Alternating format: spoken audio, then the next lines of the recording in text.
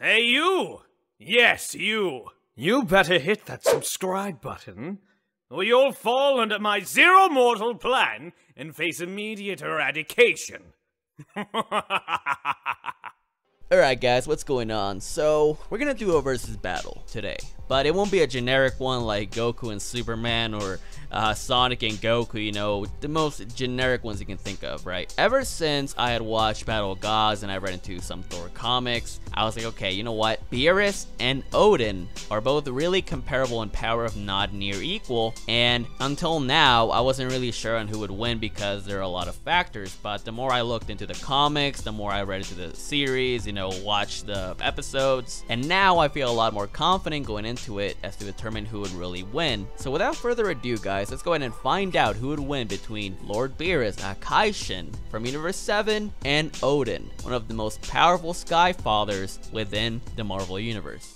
So to understand Odin's abilities and power a lot better, for those that haven't really read into the Marvel comics, I believe it would be a really good idea to start off with Beerus because, you know, they're really comparable in power and you might be able to see, oh, so I guess if he does this, then Odin should as well, and vice versa. So let's start off with the obvious one, and that is destructive capacity and durability, which we know in Dragon Ball the vast majority of the time. The force that you can exert is the same one you can tank, and we saw that Beerus even really casually was able to like decimate multi-solar system, possibly multi-galaxy level like characters like Fat Boo, Ultimate Gohan, Gotenks, and Super Saiyan 3 Goku. And the reason I say multi-galaxy is like as a really high ball. I believe solar system is the more consistent like scale for those characters, but for example, Kid Buu in the anime was implied to being able to destroy like the Grand Kai planet, which is like a multi-galaxy size celestial body. We also have Goku and Kid Buu's fight actually affecting the Kaioshin realm, which is like actually a really big part of the whole macrocosm. And on top of that, we also have Kid Buu and Fat Buu being implied to destroy like the entire living universe in a short period of time, possibly within the lifespan of a Kaioshin, which is like 75,000 years, possibly much longer. And even in the anime, we see Supreme Kai being like, oh yeah, Kid Buu is pretty damn dangerous, and he like shows the galaxy being like wiped out over a short period of time. And if that wasn't enough, Buhan and Vegeta were also in those multi-galaxy ranges, possibly like not universal, because Buhan was threatening to wipe out like the mortal universe, the mortal world. And this is stated by Supreme Kai, Dende, Vegito. They're like, okay, yeah, if Vegito doesn't stop him, if I don't stop him, everything's gonna be destroyed. And even the Daizenshu and Dragon Ball Kai show this, so it is canon. And even that power is complete absolute fodder to Beerus. Even after Goku obtained Super Saiyan God and got more powerful as the battle went on, and you know, they did the Universal Fist Clashes, which we all know about. I mean, who hasn't heard about it by now? And that power was really casual. Just their physical strength alone was gonna be endangering the entire macrocosm. So hell, heaven, the afterlife, yada yada. And at the very end of the battle, Beerus even nullified even higher levels of energy than when they were first fist clashing. So it is quite clear that Beerus will heavily suppress is easily like multi-universal or, you know, quote-unquote low multiversal. Apparently that's like a new term now, but clearly above baseline universal. And then even after Goku obtained Super Saiyan Blue, Kaioken, many Zenkais, all of that stuff, he still wasn't anywhere near surpassing Beerus. It wasn't until Goku obtained Ultra Instinct Omen in his battle against Jiren, which is where Beerus was like, okay, wow, he might have actually surpassed me. He might be beyond my power now. So until that point, Goku got like thousands, possibly millions of times more powerful, and Beerus was still above him. So obviously that would scale onto Beerus's attack potency. So Beerus would easily have low multiversal levels of attack potency and durability, possibly much higher if you really want to, you know, jank his purple tail off. But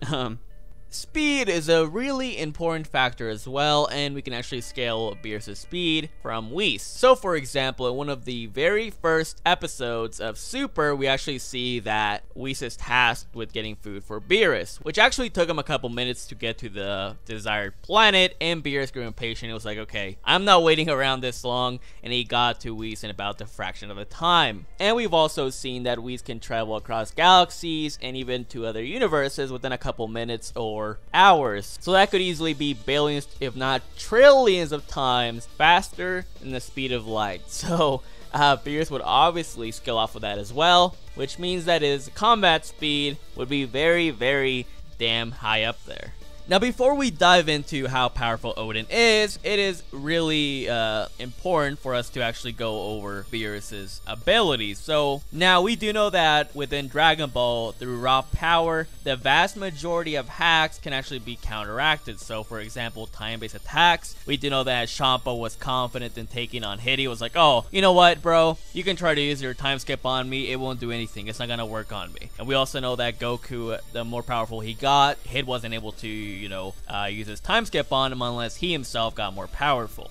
This also works with magic, as we saw with Vegeta against Buhan, in which his candy beam wasn't able to work as efficiently, and Vegeta could still kick his ass even while being a little candy ball. And with Babidi, we saw that mind control was able to be counteracted upon, because Vegeta, with his Chad willpower, he was like, yeah, I might have let you in so you could give me a power up, but I'm not gonna let you have complete control over me. So it is very clear that these characters also have some telepathic resistance, which will actually be a really important thing in this battle. Now, some of the most important abilities that Beerus has is, of course, the Hakai technique, which allows Beerus to actually wipe out someone's living body, but also their soul, so they can't even come back to life. So in the afterlife, normally they would have a soul, or, be ghosts, but no, all of that is wiped out at the same time. So there is little to no chance of them being revived by that point. And we also saw this in a filler episode where there was like a non-corporeal being or a ghost, and Beerus could still wipe it out. He could still Hakai it, so it doesn't matter.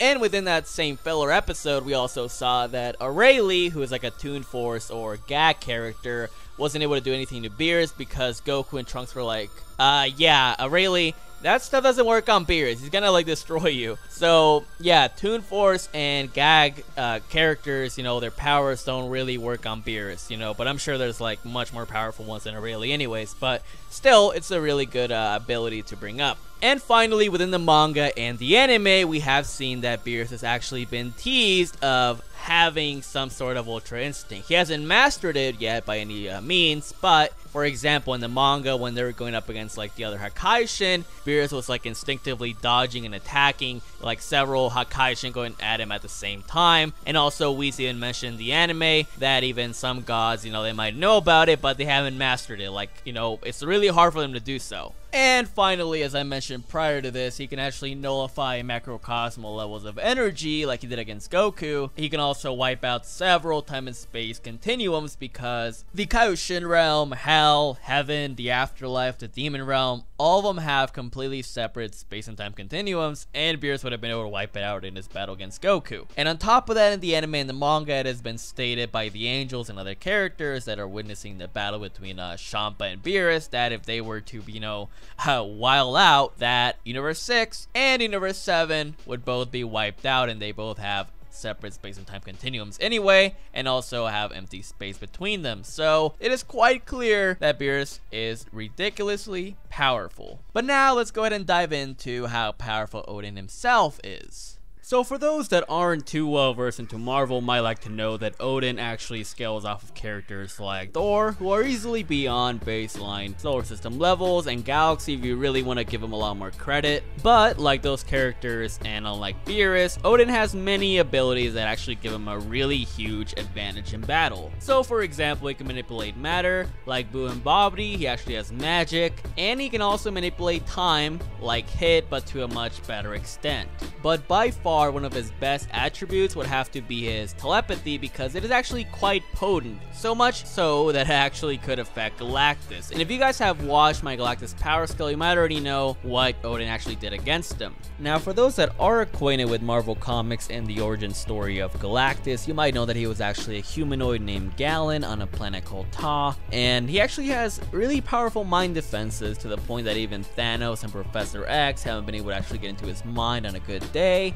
But not Odin. Odin could actually still get into his mind. And within one particular mind battle, Odin actually made Galactus believe that he was still Galen, and then, it took him a while, but he was like, alright, wait, this isn't right. I was here before. Oh wait, Odin is in my mind. So it actually took him a while to realize it, and they were fighting on par with each other telepathically, so that is very impressive for sure. But to make it easier to understand, you can think of Odin like a more hacks Beerus, with magic, telepathy, and also time manipulation. But now you might be asking, how is, Odin actually comparable to Beerus, But before we get into that, the speed department is really important as well, because Beerus and Odin might actually be on par with each other, but Odin might actually have something to imply that he's a lot faster as well.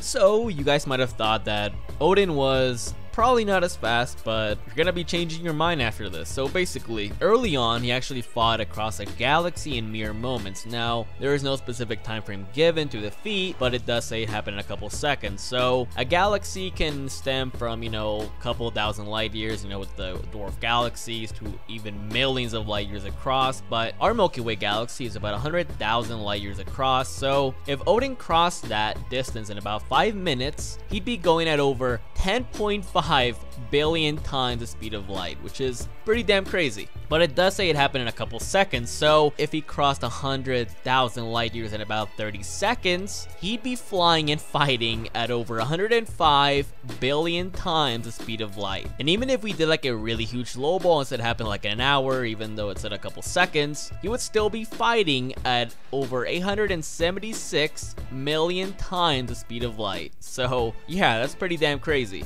And this could still be a low ball because we're implying that the galaxy is like as large as the Milky Way galaxy, and I mean it could possibly be like a huge galaxy, that are millions of light years across. Now keep in mind, this is Odin before he became far more powerful and also without his destroyer armor, so it is possible that he is trillions, possibly quadrillions of times faster than the speed of light in combat. Another impressive feat is when he actually pulled planets from across the universe in a split second at Surtur. The universe is about 92 billion light years across, possibly far larger because the universe keeps expanding. And this could also be a low ball because we're implying that the Marvel universe, the living one, is the same size as our universe, even though it has several realms within it. So it could possibly be even larger.